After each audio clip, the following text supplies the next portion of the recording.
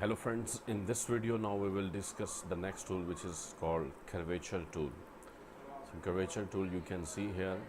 So we can use this to create shapes, and just click here and then click anywhere, and now you can see you can move with this pen the shape like this, and again see click.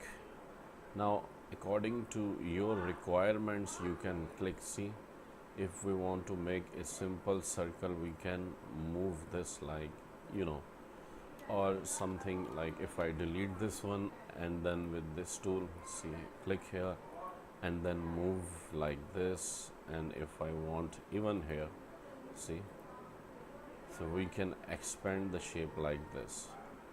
So it's up to you how you want to create. So this tool is also used to create shapes. Thank you very much.